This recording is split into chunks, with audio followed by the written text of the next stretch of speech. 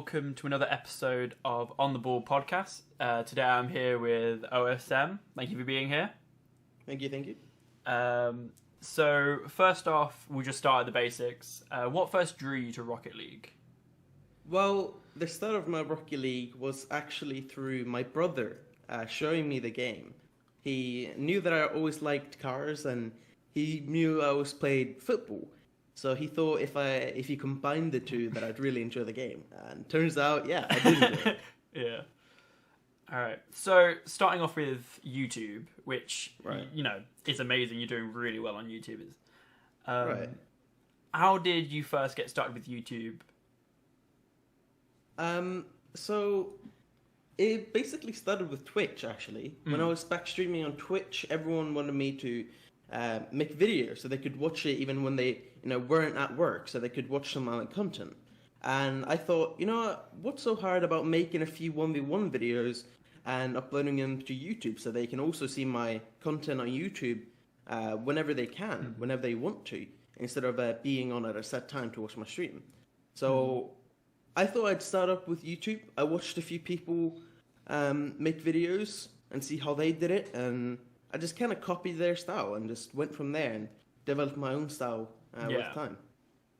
So it kind of started out as like old Twitch clips, but then kind of moved on to a more, making YouTube purely for YouTube. Yeah, exactly. Yeah. Yeah. So you've also played with some of the biggest names in the YouTube Rocket League sphere, like Jazer, Link Crew, and Mertz. So if you had to make your perfect YouTube team, who would be your teammates and why? Ooh, that's a really good question.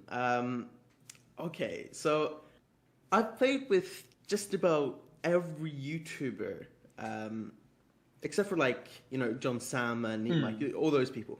I'd probably say the perfect YouTube team would probably be for me, Jazer and Middens, actually.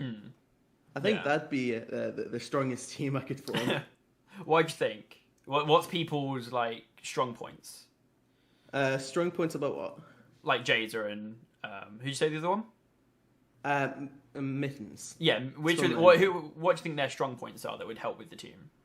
So I think with Jazer, I think his knowledge, his experience in the game, and I think it would really just show when you're actually on his team that he could really help the team come along. And with Middens, I think within Rocket League, he's just incredibly mechanically insane.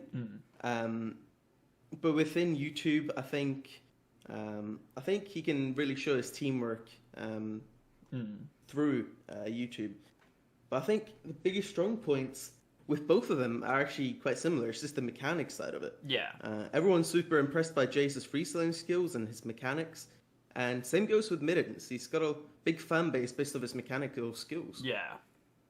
And I don't think you can really say the same for Mertz and Link Crew. So yeah, I wanted to chuck them in just to make them feel better. But yeah, no, screw them. Okay, so going back to you, so when did you first discover that you had this talent for the game? Oh, wow. That's a tricky question because I never actually thought I was any talented in Rocket League. I just decided one day I was really motivated from watching YouTube videos on Rocket League, from watching Johnny Boy and League of Rockets, and I thought, okay, I'm actually gonna try and do something with Rocket League. And I just practiced a ton every day, and I think it was about when I got to top 20 in ones that I thought, okay, I might actually be able to do something with this. I might actually have a chance at this. And I think it was at that point I thought, okay, maybe I should just go all in this. Yeah. So not top 100, top 20, you thought, maybe I'm good at this game. Yeah, maybe I'm actually decent. So why did you choose as well to go into freestyling so you played ones a lot, but what pulled you to freestyling? I think it was about the time where it was actually when I started with competitive. Around the time I could play RLCS, I started teaming with Fissure and Jazer, and that was what pulled me really fully into freestyling.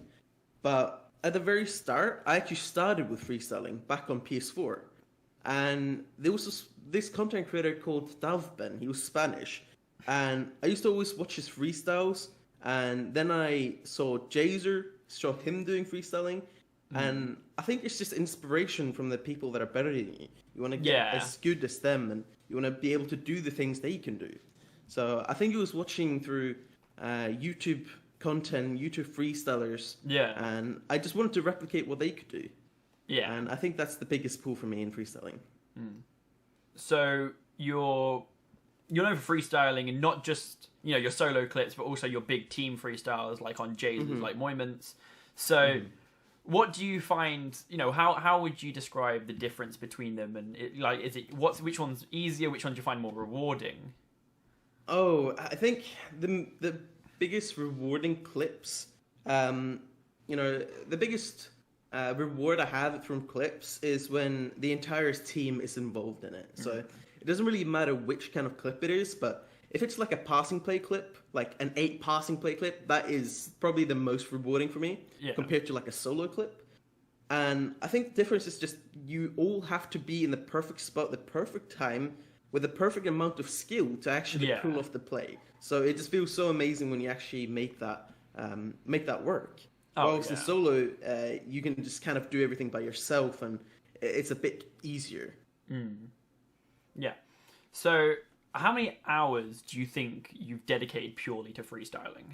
Purely to freestyling, and like not just clip hitting in ranked or just freestyling. Just the hours that you've put into going into free play and just saying, I'm going to do this. Oh, okay. I think out of my probably 6,000 hours now, I think I've spent about 2,000 hours in freestyling, just purely freestyling, and that's quite a lot of hours. Yeah. So when you do put in the hours for freestyling, is it kind of like you're going to sit down for a set amount of hours, or you say, until I've done this, or how do you go about training like that? I think my biggest goal when I go into freestyling is to find one thing that I haven't done, but others have done, and I want to learn that. I want to learn some skill that I haven't already learned, and I want to do that. And I want to get better as a player by learning that exact mechanic.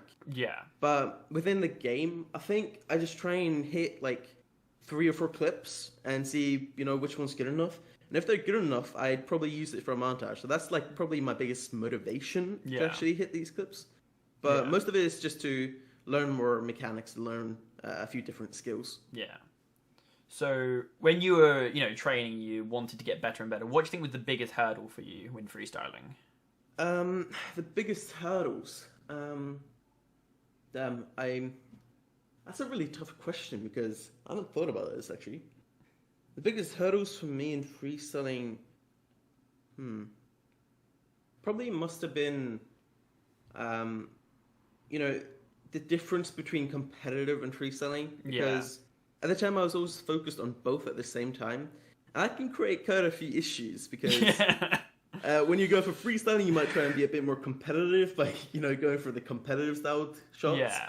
But when you're competitive, you might go for a bit of a freestyle type of shot. So it can really confuse you between the two. So I think that was the biggest hurdle to get through is to differentiate the two perfectly. Yeah. So next question. I asked this to, do you know who DLG is? Yes. Yes. So I did an interview with DLG. And the thing is, what do you think's the next big thing or the next thing in freestyling? The next thing in freestyling, I think people will go try and find something different with round shots. I think that's the next pull with freestyling. I think some will find a different mechanic that can be used through ground-based mechanics to make a few different team plays. I think team play freestyling is going to be the next big thing, but honestly, I think freestyling is so huge that just about anything will work for freestyling. But as you can see, ceiling shots was one big thing for freestyling, and it still is. People do ceiling shuffles on the ceiling for freestyles, and people do multiple flipper sets still. So it's tough to say, but I think some new ground-based mechanics will be made to help those ground-based freestylers get clips. Yeah, because I feel like in freestyling it is very much one thing is like a thing's discovered, and then it's like, okay, what can we do with this now? Yeah. So exactly. like, what I can think of is I talked about this with DOG is Aerial Musty. Yes. The first, when that was first, like, okay, this is very doable and you get a lot of power, and then it was like, okay, can we double touch it? Can we do all this? And it's trying to add on. So someone gives you like a building block, and then there you go, you got to work on it. Exactly. Yeah, that's perfect. Yeah. I think that's the biggest thing. One thing is found out, and then you just try and make it more and more complicated. Yeah. Yeah. So something that I kind of felt came out of nowhere with Preflip Gang. So it started with what? You, Jazer? Me, Jazer, for sure, and Mug. I think it like started off with. So it started off. So how did it first come about, the collaboration? I think it was about like 8 months ago. I think I want to say that. Back like two RLRS seasons ago. We were teaming up. For sure, and Mug were in the Irish-based tournaments, and we just started messing around with clips. And I think for sure, and Jazer first found out that you can do these cool pre-flips to make a bunch of cool clips. But I think it really started off when they were doing some passing play clips. Yeah. And I think randomly someone just shouted a Preflip Gang. So it started off as a meme, but then people were really impressed with it, and we just kept going, and then we came up with more Preflip clips, and every time we scored a Preflip, we just shouted Preflip Gang, and soon enough it became a thing. So you never thought it'd get this far? Oh no! It was just a little goof between your friends. Yeah, exactly. We never thought it was actually going to get any far. We were just doing it, as a fun little joke. But I think once we found out that it was actually, gonna start becoming a thing, we were really excited and we're really happy because it's a cool idea, unique idea. So we thought, why not just roll with it and just keep this going? Yeah. So what do you think the future is for the Preflip Gang? The future for Preflip Gang, I think the future for Preflip Gang as a team is, or as a group, is going to be making as much content as you can based around preflips, but also based around, everyone's content making, because a lot of the Preflip members are into content creation, like Jazer, me for sure, Musty, like a load of these players are in content creation already. So making just a big video full of these people in with like preflips, where it's going to be massive. And I think that's the goal with Preflip Gang, is just to make content and make preflip based things for YouTube. Yeah. So coming back to something you said earlier about 1v1s and being an amazing 1v1s player, what brought you to 1v1? What made you pursue it? Okay, I think the very start of me wanting to pursue 1v1s was watching League of Rockets. I think it was actually one deciding point for me when I was watching League of Rockets. It was, I think, League of Rockets 2, or no, League of Rockets 1. I watched that, and then I kept watching Johnny Boy. Then I found out about Scrub Killer. I used to always watch him. But I think around League of Rockets 2, where I decided I'm really gonna grind to like become at the, get to the top. Yeah. So I think that was the biggest thing for me, was just grinding through watching Johnny Boy and through watching other 1v1 players. I think that's where I really started to getting motivated to actually get to their level. Yeah. And get as good as them, because that was my goal. I wanted to be as good as these guys, and I wanted to face off versus them, because they were kind of my idols. They were the people I looked up to, and they were the people that I really wanted to play against. Yeah. So as you were climbing up the ranks of 1v1s, what was the biggest mistakes you saw people make in ones? The biggest mistakes in ones, just through like purely gameplay or like mentality, but both. Just because I think ones is such a weird one, because everything's on you. And I think it's not just about your skill, it's about, your mentality. Do you get rage? Do you, this, that, and the other? Yeah. I think the biggest mistake everyone does is it's quite weird, but I think people care too much about their points because once you care too much about the points, it'll be stuck in your head when you're playing. You won't be able to focus purely, and once you do that, you're not going to be able to play at your best, and the opponent has an advantage on you at that point. You're going to get tilted more easily. So I think you should not care as much about points because in the mentality aspect of it, you can really have a negative effect on your gameplay, and you can really see that when you're playing. But in the gameplay based, I think it's people's challenging. There's too much of a pattern in everyone's playstyles. Everyone can see when everyone's challenging. I had this mistake as well. So often, everyone knew when I was going to challenge, and everyone knew when I wasn't going to challenge. So I think that's the two biggest things that I can see being people's mistakes and ones. And I think especially at like your level, like at the top, it's not being repetitive. Something that, because I watch people like Scrub and all those, and you have to change up the way you play. You don't want to be predictable. Yeah, exactly. I think this is something I touched on with Ixo, because when I was grinding through 1v1s, when I was like Champion 3, I met Ixo, and we used to always play against each other and stuff. And the biggest things I always learned from him was to never be predictable, because he was always this unpredictable player. I could never really tell what he was going to do. I could get an idea, but he was just too unpredictable to perfectly make out his next move. So I think that's the biggest thing I learned from him is being unpredictable, because that's a huge thing in ones. Yeah. So going right back to the start of, you've just got into ones and you think, hey, this is what I want to do. What would you give if you could go back and tell yourself, okay, this is something that you need to do to get better? And what would you say to yourself to give yourself a good start? I think it's telling me what to do, what I'm doing right now. I think focusing on the mentality aspect of it, to train myself to not become tilted, to focus on the game itself and have a plan for every 1v1. Just train myself mentally to be able to cope through these 1v1s, because it's a pure mental game. It's a pure mental game. Yeah. So that's the biggest thing. I would probably just tell my former self to, at that time, work on the mental stages, because that's my biggest obstacle right now. Yeah. So coming back to where we are now, when you're playing against these players like Ixo, like Scrub, like Fairy Peak, what's something that you need to master, or what have you learned to master to have the edge on these players? That's a good question. I think what I have in comparison to what they have is, I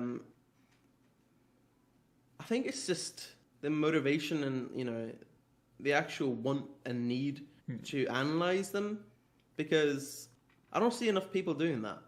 I don't see any players analyzing each other. You see in football, you have these bunch of coaches analyzing the other teams to have the edge of them. But in Rocket League, even at the highest level, you might see a few coaches analyzing a few different teams. But in 1v1s, it's so much easier. So I think what I have an edge in over other players is I actually analyze the other players. In a tournament basing, I try and analyze as many people as I can to have the edge of them, to know how they play. Yeah. So it's not like you're going into a random game. You're going up, who you're going up against, how they play exactly. Yeah. Exactly. I have all these people figure out, and I try and figure out them even more, and I try and make my game a bit more unpredictable as well. Yeah. So something you touched on a bit earlier was playing on Johnny Boy's streams, which you do a lot. So who do you think are your top 3 opponents? Like, who are the hardest opponents you've gone up against, and why? Number 1 is Fairy Peak. Gotta say that. From the start of the show matches, he was the first person I played against on a show match, and he's crushed me, every single show match, really. And I think he's the toughest player to play against. It's because he can make an advantage, and he can make a play out of basically anything. He has so many options that other people don't have because of their skill. I think he has the biggest amount of skill in 1v1s to actually be able to make these plays. So that's why it's so much harder to play against him. And even once you win against him, like I won against him once, he'll figure it out and he'll crush you. Yeah. That's his playstyle. I think he probably even analyzes you somewhat mid game and out of the game to know what he's doing wrong, to actually be able to beat you. So I think he's the biggest opponent to go up against and the scariest. But one of the newer faces now, probably in 1v1s, I have to say it's number 2 is probably Ixo. I think it's because of his pure unpredictability. You never know if he's gonna play composed. You never know if he's gonna play a bit flashy. You never know if he's gonna play fast or slow. He can do just about anything, and you never know on the day which one he's gonna play like. So I think his unpredictability is what makes him hard to play against. But one of the newer faces in the top 3 now, I think, is Astral. I think he's just incredibly fast. It's very tough to play against. Unless you have really good aerial capability, Astral's gonna beat you in most aspects. So you gotta be very careful when you're playing against Astral because of his pure speed, and he's got that kind of speed compared to first killer, but just a bit more composed and a bit more controlled, I think. Yeah. All right, and finally, just to bring it all back, what is the future for OSM looking like? What do you want it to be? What are you aiming for? The future of me, I think it's just continuing with coaching, coaching people. I think it's continuing with content creation, but it's probably going to be a bit more based off of 1v1s and being in posts and being in preflip gang. Yeah. I think it's not going to venture too much into 3v3 any longer. So I think I'll just stick to what I'm doing right now and do coaching. That's what I love doing. Do a bit of content creation and, just hit clips for my teams. Oh, yeah. Well, it's been lovely having you on the show. Wish you the best for the future. Thank you, man. Right. Thanks for watching and goodbye.